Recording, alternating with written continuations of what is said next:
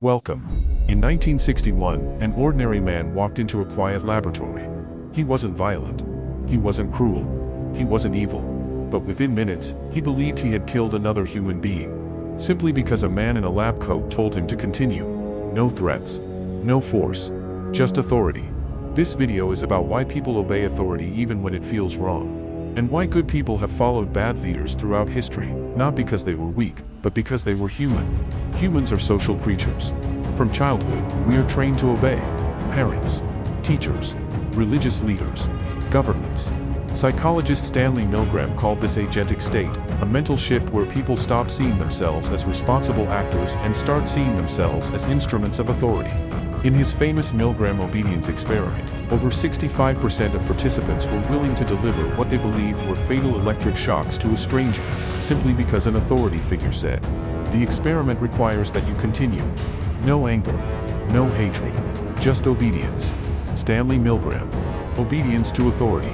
Milgram concluded something disturbing. The problem is not evil people. The problem is ordinary people placed in powerful systems.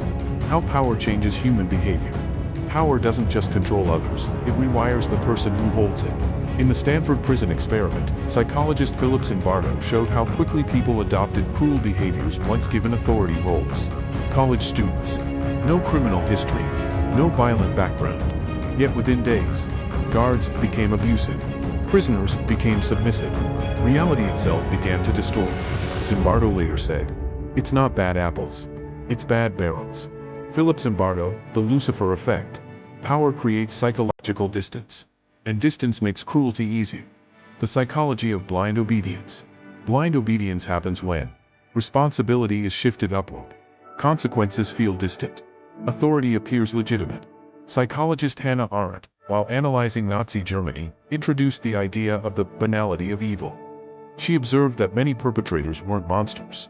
They were bureaucrats just doing their jobs. Hannah Arendt, Eichmann in Jerusalem. Evil often doesn't look like rage. It looks like paperwork. Why good people follow bad leaders? Bad leaders rarely look bad at first.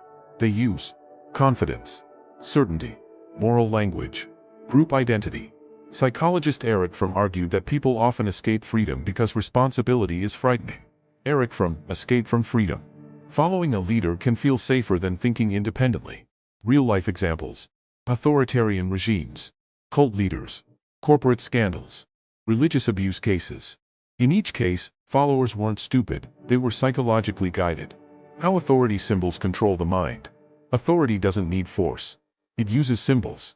Uniforms. Titles. Credentials. Offices. Microphones.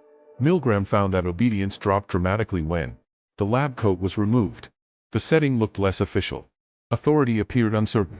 Robert Cialdini, Influence. Authority is one of the strongest psychological shortcuts the brain uses. When symbols say, "This person knows better," critical thinking shuts down. The real danger. The most dangerous thing about obedience is not that people obey. It's that they believe obedience makes them moral. History shows us this pattern again and again. I was following orders. I had no choice. Everyone else agreed. Psychology doesn't excuse these actions. It explains how they happen. So here's the uncomfortable truth. Most people believe they would resist.